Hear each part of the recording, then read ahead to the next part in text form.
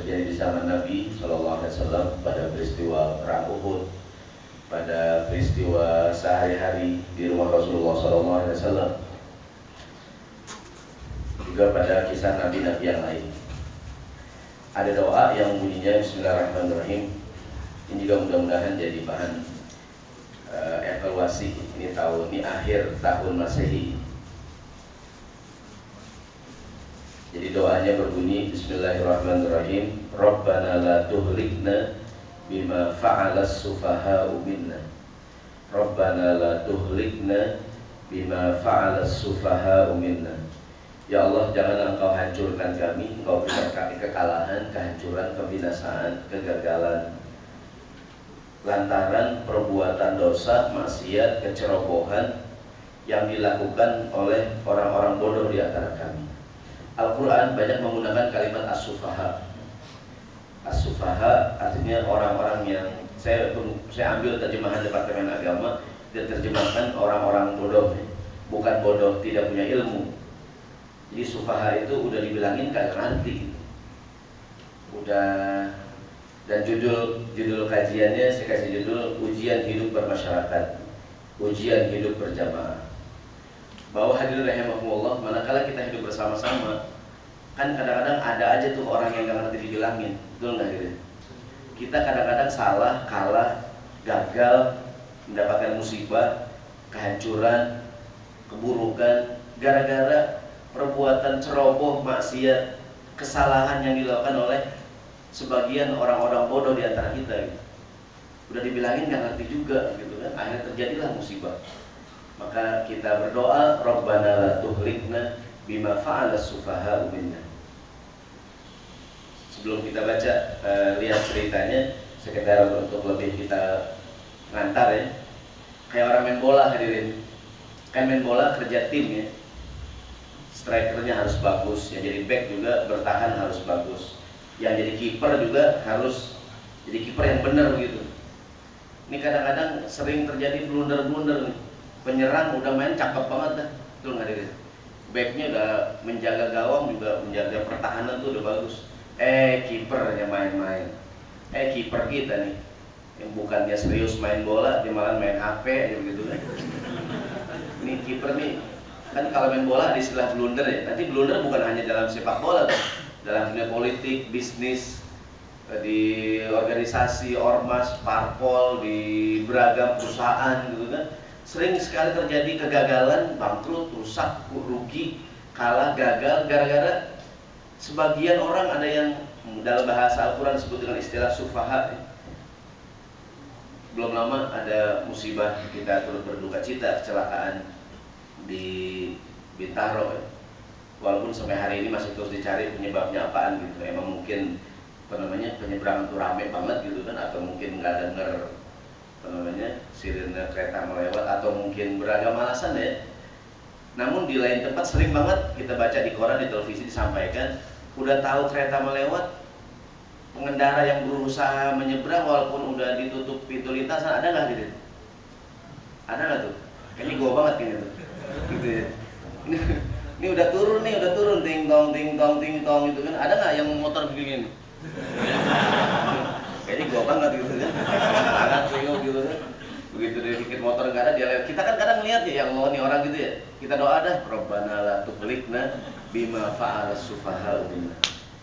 Sebab kalau dia tabrakan, yang musibah siapa hadirin? Semuanya nih. Ya kan mungkin bukan cuma dia kan yang meninggal, motornya mental gitu kan.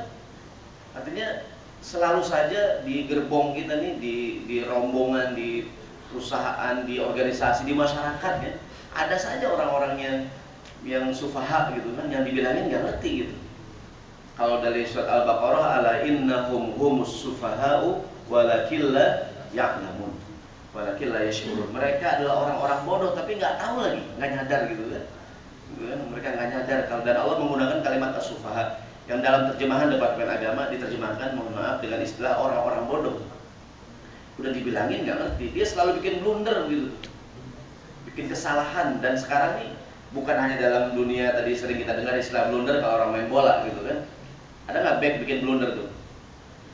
Dia passingnya bukan ke gawang musuh, ke gawang sendiri begitu kan. Jangan-jangan dibayar tuh back-nya. Kita nggak tahu. Kadang-kadang ada aja orang yang bikin kesalahan kan. Padahal hadirin rahimakumullah, pemain yang lain udah sungguh-sungguh banget main. Jadi mudah-mudahan ini doa juga jadi doa di akhir tahun kita ya, karena kadang-kadang banyak peristiwa. Sekarang banyak sekali, dulu belum lama juga kita dengar ada hakim yang ditangkap belum lama kemarin kan. Ada jaksa yang ditangkap, ada hakim yang ditangkap, sehingga kepercayaan masyarakat terhadap lembaga hukum semakin hilang kan. Tapi saya yakin masih banyak hakim yang benar, banyak nggak gitu? Udah kayaknya ragu-ragu jawab ini, gitu ya. Saya yakin masih banyak hakim-hakim yang baik, jaksa-jaksa yang benar gitu kan, penyelenggara hukum yang baik. Cuman yang bikin blunder ada nggak nih? Ada ya, nggak tahu banyak, nggak tahu ada, saya nggak tahu ada. Ya kan, dia di kejaksaan, dan sebagainya nih.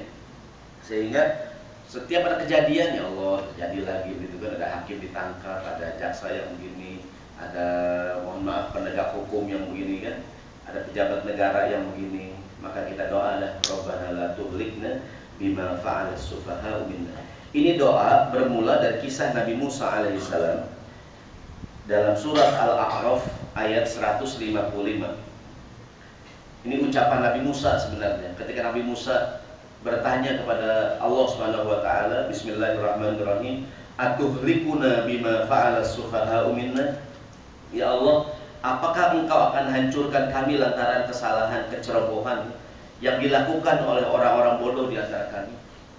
Ceritanya hadirin rahimakumullah, kalau kita buka Al-Quran, mungkin yang ingin mengetahui detail ceritanya bisa dibuka surat Al-A'raf mulai ayat 150-an kalau nggak salah sampai 155. Jadi kisah singkatnya kan Nabi Musa alaihissalam berkata kepada kaumnya, bahwa Nabi Musa berkata kepada mereka bahwa kaumnya akan ditinggal pergi oleh Nabi Musa kan. Ada yang mengatakan 30 hari, ada yang mengatakan 40 hari. Nabi Musa pergi menghadap Tuhan ya kan, mendapatkan wahyu dan sebagainya itu. Nabi Musa pesankan kepada kaumnya, ini peristiwa setelah Allah selamatkan mereka dari kejaran Fir'aun nih, udah nyebrangin Laut Merah, mereka di Sinai. Kemudian Allah bilang pada kaumnya agar tetap beriman pada Allah Subhanahu wa taala, menyembah Allah saja. Bahkan Nabi Musa berpesan kepada Harun, kepada saudaranya, agar menjaga kaumnya nih. Karena kaumnya kan Bani Israel nih istilahnya bandel banget, dia itu nggak ditinggal dikit gitu kan, ntar dia miring lagi gitu kan. Maka Nabi Musa pesan sama kaumnya tetap menyembah Allah, dan Nabi Musa tinggalkan tuh Harun, agar Harun awasin nih kaumnya nih, jangan sampai berbuat kesalahan. Singkat cerita, Nabi Musa pergi. Sepeninggalnya Nabi Musa, ini Bani Israel bukannya tetap menyembah Allah, mereka malahan membuat patung anak sapi dari emas, gitu kan ceritanya. Detailnya bisa dibaca di Al-A'raf ayat-ayat sebelum ini. Mereka kumpulkan perhiasan atas usulan dari seorang yang bernama Samiri kan, dibuat patung anak sapi yang katanya bisa bunyi, padahal di tafsir jelaskan jadi ada angin yang masuk ke patung sapi itu, ntar begitu ditiup dia mengeluarkan suara gitu kan. Mereka menyembah patung anak sapi sepeninggal Nabi Musa alaihissalam. Singkat cerita, Nabi Musa kembali ke kaumnya. Nabi Musa mendapati kaumnya menyembah patung anak sapi, melakukan pelanggaran. Bahkan dalam Al-Quran juga Nabi Musa sempat kecewa dengan Nabi Harun. Kan udah dibilangin juga, Nabi Harun menyampaikan bahwa ini orang udah dibilangin, tapi nggak ngerti juga tuh. Nah singkat cerita, Allah suruh kaumnya bertobat pada Allah Subhanahu wa taala. Mereka bertobat pada Allah Subhanahu wa taala. Kemudian Nabi Musa berfirman, Allah Subhanahu wa taala dalam Al-Qur'an, hadirin rahmat Allah Subhanahu wa taala, bisa dilihat di fotokopian kita di surat Al-A'raf, ayatnya awalnya berbunyi begini, Bismillahirrahmanirrahim. Waqtara Musa qaumahu sab'ina rajulan limiqatina. Allah Subhanahu wa taala berfirman, waqtara Musa qaumahu. Nabi Musa memilih di antara kaumnya sab'ina rajulan limiqatina, memilih 70 orang dari kaumnya yang tidak menyembah patung anak sapi untuk munajat mohon ampun pada Allah Subhanahu wa taala. Nabi Musa khawatir kaumnya mendapatkan musibah, hukuman seperti kaum-kaum terdahulu nih, kaumnya Nabi Lut, kaumnya Nabi Nuh kan, gara-gara kesalahan sebagian yang dihukum semuanya gitu. Maka Nabi Musa ngajak 70 orang itu untuk menghadap Allah munajat. Allah firmankan dalam Al-Quran, falamma akhadathumur rajfatu, manakala bumi bergoncang, qala, Nabi Musa berkata, Rabbi law syi'ta ahlaktahum min qablu. Ya Allah, kalau engkau mau, engkau bisa menghancurkan mereka sebelum ini, wa iyaya, dan juga menghancurkan aku. Nabi Musa bertanya, berdoa sebenarnya, atuhlikuna bima fa'alas sufaha'u minna. Ya Allah, apakah Engkau akan hancurkan kami gara-gara kesalahan, kecerobohan sebagian orang-orang bodoh di antara kami? Meskipun dalam ayat ini Nabi Musa bertanya, tapi bertanya namun maksudnya meminta. Betul hadirin? Ketika Nabi Musa bilang, ya Allah, apakah Engkau akan menghancurkan kami gara-gara kebodohan, kesalahan daripada sebagian orang bodoh di antara kami? Maksudnya apa maksud hadirin? Maksudnya apa? Jangan hukum kami gitu ya. Saya ceramah nih, saya bilang, Pak, ini ceramah nggak pakai minum, Pak. Ya kan, ini ada minum nih. Kalau di Lemak sih luar biasa deh. Ini umpamanya ceramah di kantor lain nih, ini kan, Ustadz tuh batu-batu. Pak, ini ceramah nggak pakai minum, Pak. Maksudnya apa dari maksudnya tuh? Minum dong gitu maksudnya. Ya kan, begitu nyuruh nih, tolong dong kamu ke ini bawa tugas gitu kan, pergi ke pasar gitu kan, beli ini. Dia nanya, Pak, nggak pakai ongkos, Pak. Maksudnya apa hadirin? Minta ongkos, Pak, gitu ya? Pak, nggak pakai ongkos, Pak? Enggak. Iya, maksudnya enggak gitu, kalau minta gitu. Lah kan lu nanya, ya nanya maksudnya minta, Pak, gitu maksudnya. Jadi yang namanya minta nggak mesti langsung kan? Nanya juga, minta juga gitu. Pak, ini nggak pakai minum, Pak? Oh, pakai. Atau Pak, ini nggak pakai makan nih, gitu. Nggak asal dulu. Udah ada ya, aman, Pak. Jadi kadang yang namanya, namun tadi kalau kita rubah dalam bentuk teks berdoa, Rabbana la tuhlikna bima fa'alas sufaha'u minna. Kalau ucapan Nabi Musa, atuhlikuna bima fa'alas sufaha'u minna. Apakah ya Allah Engkau akan binasakan kami gara-gara kecerobohan, kesalahan, maksiat sebagian orang bodoh di antara kami? Ini kan maksudnya minta ya. Maka kalau dalam bentuk teks berdoa, Rabbana la tuhlikna bima fa'alas sufaha'u. Jadi kalau kita melihat ada kawan kita, mungkin anak buah kita, pimpinan kita, teman kita, kan ini kerja tim akhirnya. Kerja tim ya. Kalau boleh nih, karena kerja sendirian mendingan ya. Kamu kerja bertiga, Pak, saya sendiri aja Pak. Kalau bertiga repot, Pak. Ya, karena kita kadang sungguh-sungguh hadirin. Ini teman kita nih sering bikin blunder, betul hadirin? Kayak zaman sekarang kan banyak lah dalam dunia politik orang bilang wah dia omongannya blunder nih, gitu ya. Bang Haji ditantangin debat gitu kan. Nggak ada hubungan dengan Bang Haji Roy Ramai. Jadi kadang-kadang ada orang yang bikin blunder begitu kan, ada orang salah ngomong, ada orang salah gini kan, dan bikin namanya jatuh gitu tuh. Kita kerja bareng-bareng nih di perusahaan, di organisasi, di masjid, di parpol, di ormas, apa saja lah ya. Ini kadang ini kan kalau bagus harus dari hulu ke hilir kan, namun ada saja teman kita yang bikin blunder, bikin kesalahan. Dan manakala terjadi, daripada kita kesel-kesel hadirin, kita berdoa nih, Rabbana la tuhlikna bima fa'alas sufaha'u minna. Jangan kau bikin kami hancur ya Allah gara-gara kesalahan, maksiat, perbuatan dosa yang dilakukan oleh sebagian orang di antara kami. Dan beginilah hidup bermasyarakat. Contoh hadirin, di masjid di rumah kita ada acara, maunya apa ini? Acara peringatan Hari Besar Islam. Kan panitia rapat panitia, betul hadirin? Kata panitia, bapak-bapak panitia, ntar bagiin snacknya nih abis Pak Ustadz ceramah, snack kayak ular. Jadi ini bagiin snacknya setelah ceramah, jangan pas lagi ceramah dibagiin makanan gitu ya. Atau membagikan berkatnya ntar acara udah selesai, ceramah udah habis, berkat baru dibagiin gitu kan. Kan panitia sepakat nih. Di tengah-tengah ceramah ada panitia yang gatal banget gitu kan, dibagiin gitu kan. Kacau nggak hadirin tuh? Kacau, udah berkat dibagi. Pak Ustadz mikir gue dapet ini, bukan jamaah yang mikir gitu kan. Artinya hadirin kan kita sebagai panitia, ya ini siapa sih ini yang udah dibilangin kagak ngerti. Dan hadirin rahimakumullah, di masyarakat kita selalu ada aja yang begitu tuh. Ada nggak hadirin tuh? Ada orang dalam bahasa orang yang sufaha, orang yang bodoh yang dibilangin nggak ngerti. Jalanan di kampung-kampung lagi dicor sekarang ya. Kan mungkin Pak RT bilang warga sekalian ini coran belum kering nih, kan ditutup tuh jalanan. Mungkin sehari 2 hari gitu kan, ntar kalau udah kering baru, kalau belum kering dilewatin, apakah yang terjadi hadirin? Jadi ambles ya. Kan Pak RT udah bilangin gitu kan, tutup pakai bambu gitu kan. Ada nggak warga yang bodoh yang sufaha hadirin tuh? Banyak ya, diangkat tuh bambu ya, lewat tuh, ambles tuh jalanan, begitu kering bolong tuh jalanannya. Begitu kita lihat, Rabbana la tuhlik bima fa'alas sufaha'u minna, ya Allah, jangan kau hancurkan kami gara-gara kesalahan nih, kebodohan orang di antara kami. Dan ini hadirin selalu terjadi nih. Kadang-kadang di jalanan, itu kan di jalanan tuh, ada nggak, mohon maaf ya, mudah di jalanan hadirin ada aja orang yang kadang melakukan, mohon maaf ya, begitu kan?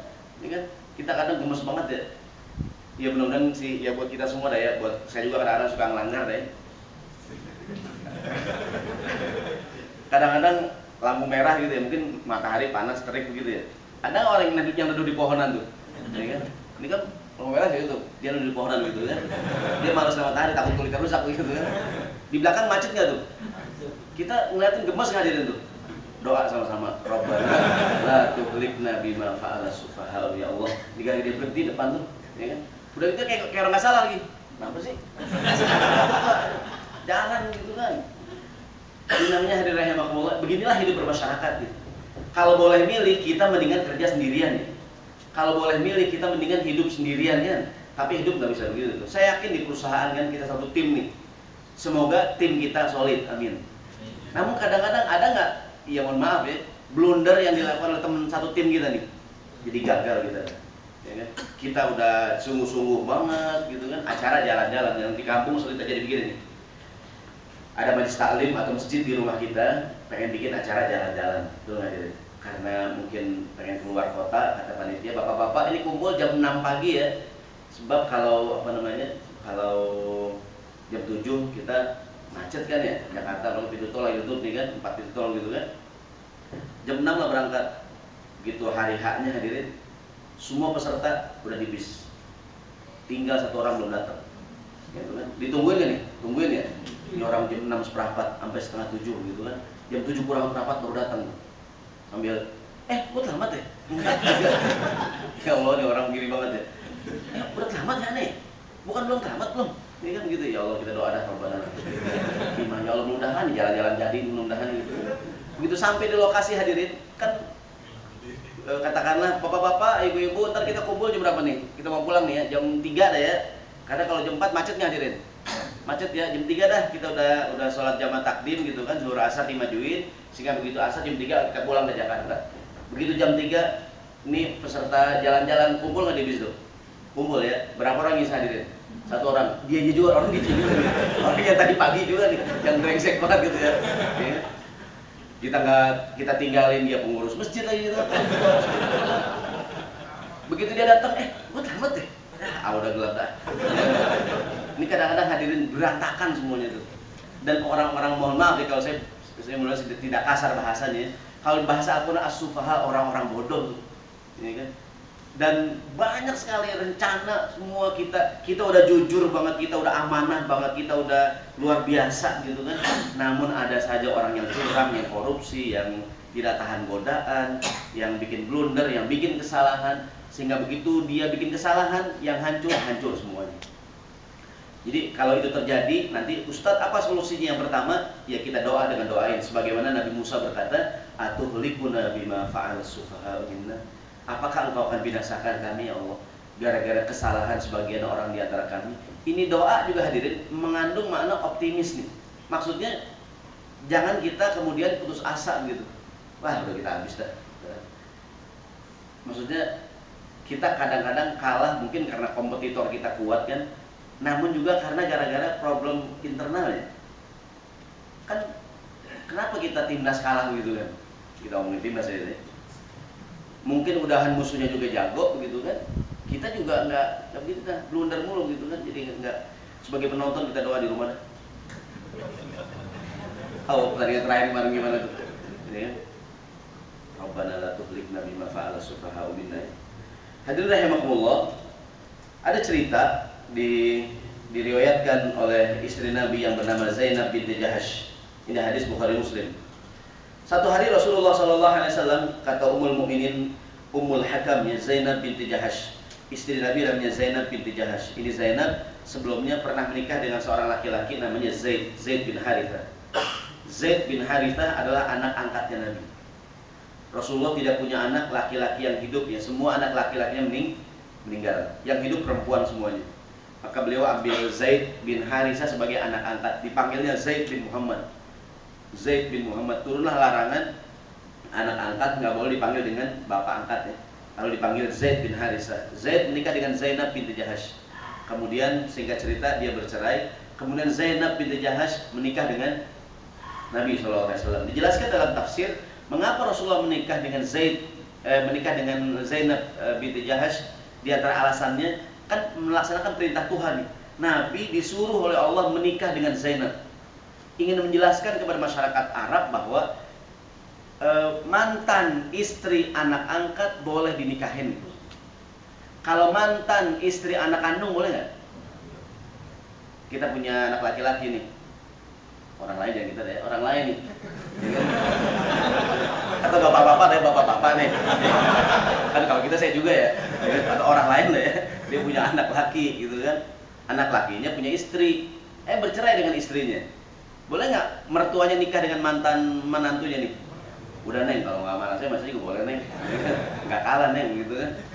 Boleh nggak hadirin? Nggak boleh. Jadi mertua namanya haramnya selamanya tuh, namanya haramnya selamanya. Tapi kalau seandainya dia bercerai dengan anak laki-lakinya nih, kemudian dia perempuan mantan istri anaknya nikah dengan anak laki yang lain, boleh nggak? Boleh. Dia menikah dengan abangnya, dia bercerai, nikah sama adiknya, boleh nggak? Boleh. Maka dalam Islam yang namanya ipar, alhamu al-maut, ipar adalah kematian.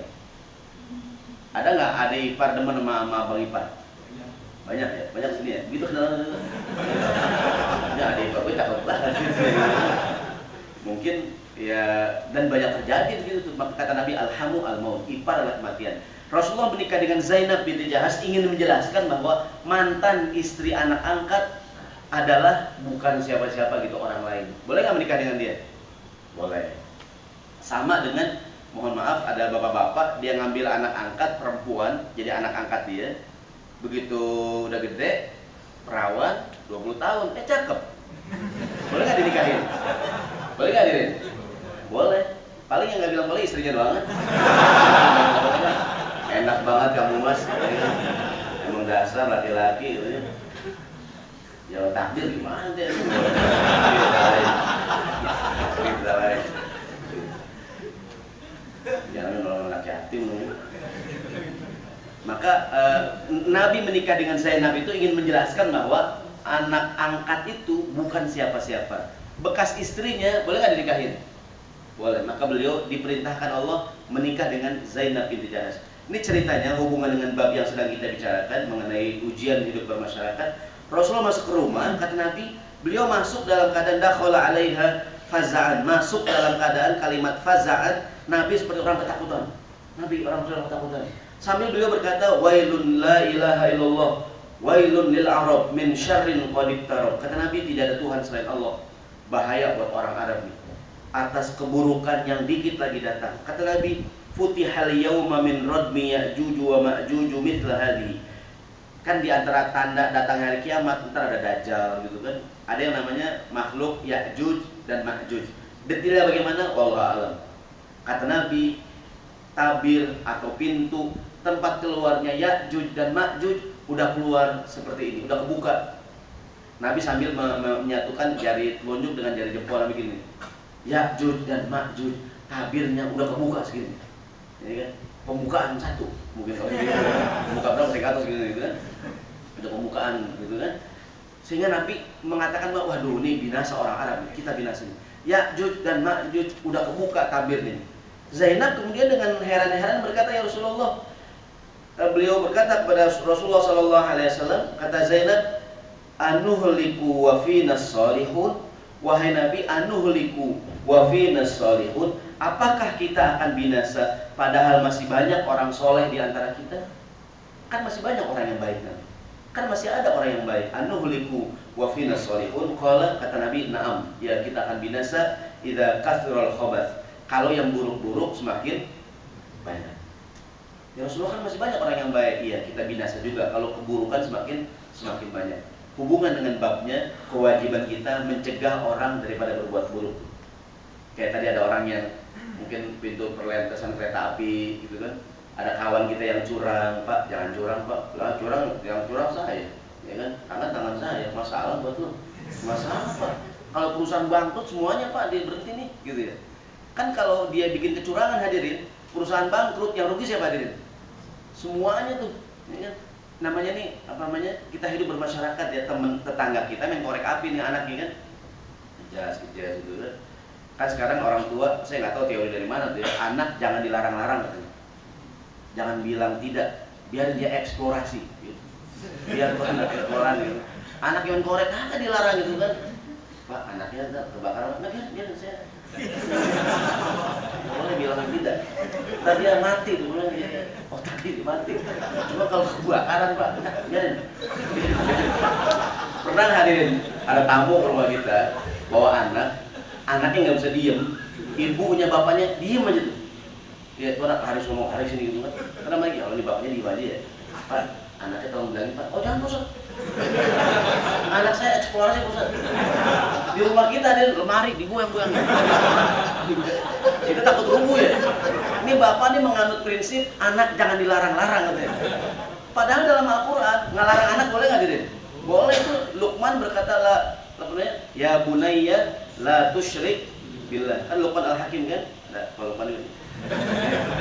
Kan banyak tuh di surat Luqman kan banyak kalimat la tuh. La tusyrik billah wala tamshi fil ardi marahan gitu kan. Itu jangan. Enggak Ustaz, kan ada, saya nggak tahu teori dari mana kan, mungkin juga maksudnya ya anak silakan eksplorasi, namun kalau udah salah ya dibilangin gitu. Enggak, biarin Pak Ustaz, biar dia tahu kalau api itu panas. Enggak Pak, sebelum kena kita bilang Pak, enggak Ustaz biarin. Kalau kebakaran gimana Pak? Biarin Ustaz, biar dia tahu. Mereka itu bahaya gitu. Biar, ya kalau ini orang gimana kan ya? Kalau kebakaran Pak, bukan cuma rumah Bapak doang Pak, semuanya nggak ada ini. Maka kalau ada, terus kita doa dulu, Robbana.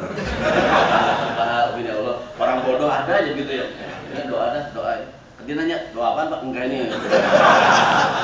Doa ini rezeki.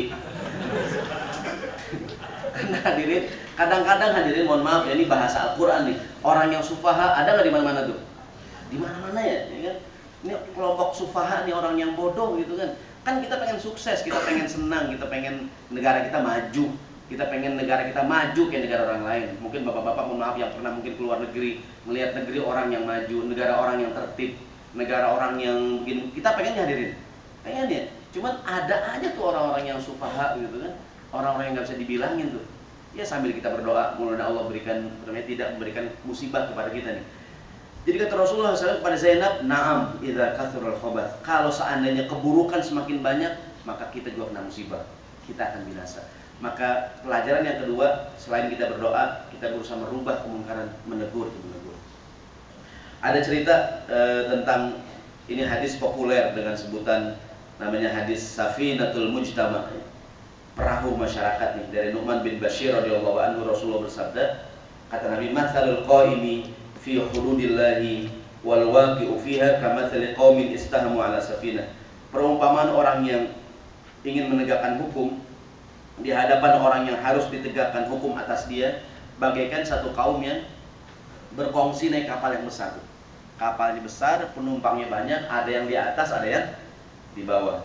Kata Nabi, "Fakana alladziina fi asfaliha," adapun mereka yang tinggal di bawah, "idza staqau minal ma'i," kalau ingin mengambil air, "marru 'ala man fawqahum," mereka harus melewati penumpang yang di atas. Di penumpang yang di bawah, mungkin zaman dulu kapalnya masih manual gitu kan, setiap mengambil air dia naik tangga, lewatin kamar atas gitu kan, dia repot turun naik, yang di bawah ngomong nih. Kata yang di bawah, "Lau kharaqna fi nasibina kharqan wa lam nu'dhi man fawqana." Alangkah indahnya jika kita lubangin aja nih kapal yang di bawah, supaya kita tidak mengganggu penumpang yang di atas. Mungkin dalam pikiran dia, rencana dia atau proyek dia bagus gitu ya. Mendingan di kapal kita apain nih? Lobangin aja di bawah ya, kita bolongin ya kan enak, kita nggak repot-repot ngambil air ya kan. Dan kadang-kadang hadirin di masyarakat kita orang yang begitu ada nggak tuh? Ada tuh, dia nggak mikir gitu kan, ya Allah nih orang kapal dibolongin gitu.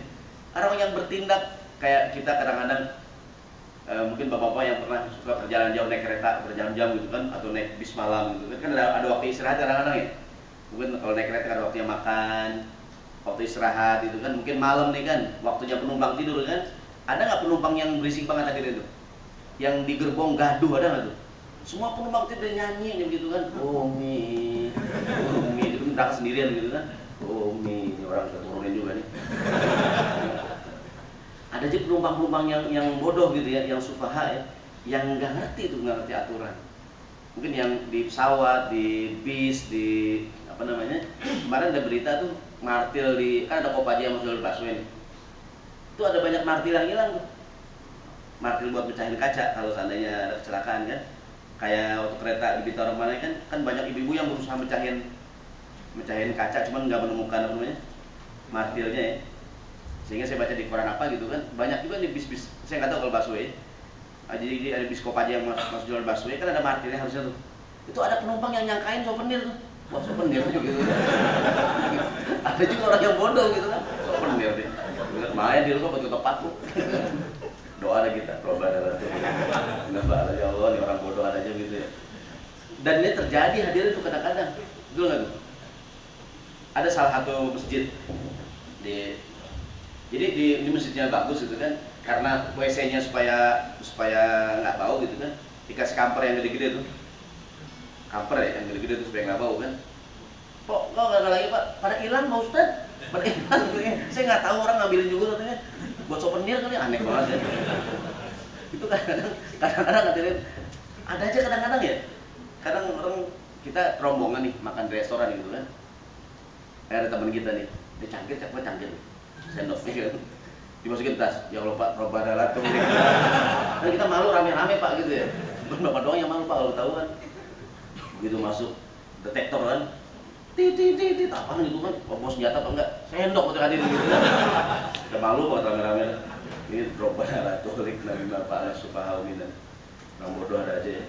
Jadi kata Nabi, ada yang penumpang di atas, ada yang penumpang di bawah. Yang di bawah berkata, kalau kita bolongin asik kayaknya nih. Nabi berkata, lautaraku alama fa'alu, kalau rencana orang yang di bawah dibiarkan, halaku jami'an, akan binasalah semuanya. Betul nggak diri? Namun kata Nabi, idza akhadhu ala aidihim najau wa najau jami'an, seandainya rencana orang yang di bawah dihalangi, dilarang, dicegah, selamatlah yang di bawah, selamatlah yang di atas, dan selamatlah semuanya. Inilah problem, mudah-mudahan problem di masyarakat kita ya. Orang sekarang dengan asal nggak enak, nggak berani atau apalah gitu, nggak berani mengingatkan atau menegur ya. Sehingga terjadilah banyak musibah nih. Ya mungkin yang paling update ya di Bintaro ya, atau mungkin di banyaklah di jalanan gitu kan. Kan perlu kerjasama ya. Sekarang Pemda DKI bikin apa namanya nih, banyak kursi-kursi di jalanan ya, di taman, kursi-kursi taman di jalan-jalan ibu kota kan. Mudah-mudahan nggak hilang, doa ya, mudah-mudahan nggak hilang gitu kan. Saya kalau lewat tuh, masih ada gitu ya. Mudah-mudahan nggak hilang. Tapi jangan jadi, wah Pak Ustadz inspirasi juga nih gitu kan. Ya nggak kepikiran jadi kepikiran ya. Bener juga Pak Ustadz ya. Itu kursi cakep juga pulang. Mudah-mudahan nggak hilang tuh kursi. Mudah-mudahan. Silakan cek hadir. Kalau seandainya ada orang yang iseng tuh kursi di jalanan nih ya, kan memang kelihatannya jadi ramah kota ya. Jadi orang ada yang apa namanya, walaupun sekarang jadi pangkalan ojek bisa, alhamdulillah sih kan. Hadis terakhir hadirin rahimakumullah, ini peristiwa perang Uhud nih. Perang Uhud ceritanya ada blunder yang dilakukan oleh para sahabat kan. Ini kisah salah seorang sahabat yang bernama Anas ibn Nadhr. Dia berdoa nih, ntar kita lihat peristiwanya, doanya mirip dengan ini. Ini Anas ibn Nadhr ketika peristiwa perang Uhud dia berdoa, Allahumma a'tadiru ilaika mimma sona'a haula'i yakni ashabu. Ya Allah, aku mohon ampunan padamu dari apa yang dilakukan, kesalahan yang dilakukan oleh sahabatku, gara-gara mereka meninggalkan tempat yang sudah ditentukan oleh Nabi SAW. Dan aku berlepas diri, wa abra'u ilaika mimma sona'a haula'i yakni musyrikin. Aku berlepas diri dari apa yang dilakukan oleh orang musyrik. Begini cerita ini. Kan perang Uhud, Nabi Muhammad bersama kaum muslimin di wilayah Uhud kan, melawan pasukan musuh yang dipimpin oleh Khalid ibn Walid sebelum beliau Islam. Nabi, pasukan kaum muslimin dibagi dua, sebagian di medan pertempuran, sebagian lagi jadi pasukan pemanah di atas bukit ya. Dengan yang di atas bukit Nabi bilang, apapun yang terjadi jangan turun. Itu kan ceritanya. Apapun yang terjadi di bawah jangan turun. Singkat cerita, ketika terjadi pertempuran pasukan Nabi dengan pasukan Khalid sebelum masuk Islam ya, pasukan Khalid terpukul nih, kalah karena di bawah berhadapan dengan Nabi. Saat yang sama dia mendapatkan serangan dari atas bukit tuh, pasukan pemanah. Sehingga singkat cerita pasukan Khalid ibn Walid kalah. dan mereka memilih keluar dari medan pertempuran. Begitu Khalid keluar dari medan pertempuran, ya kan, pasukan pemanah di atas bukit menyangka perang sudah selesai. Padahal di awal perang Nabi bilang, apapun yang terjadi, pasukan pemanah jangan turun. Namun sebagian sahabat lupa pesan Nabi. Melihat harta rampasan perang, ghanimah yang ditinggalkan begitu banyak. Kan orang kalau perang itu meninggalkan mungkin senjatanya, kudanya dan lain-lain begitu kan. Mereka yang di atas bukit Uhud lupa pesan Nabi, agar kata Nabi, butuh makanakum, tetaplah di tempat kalian, jangan turun apapun yang terjadi. Sebagian sahabat mengingatkan tuh, di antara ada seorang sahabat namanya Abdullah bin Jubair, ya. Jangan turun.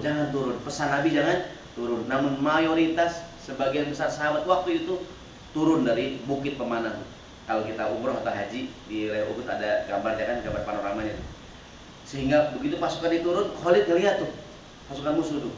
Begitu melihat pasukan pemanah turun dan dia tahu yang bikin mereka kalah ada pasukan pemanah, ya. Khalid dia berputar mengelilingi bukit dan masuk lagi ke medan pertempuran dari belakang kan, dalam kondisi kaum muslimin sedang sibuk ngapain hadirin? Mengumpulkan rampasan perang.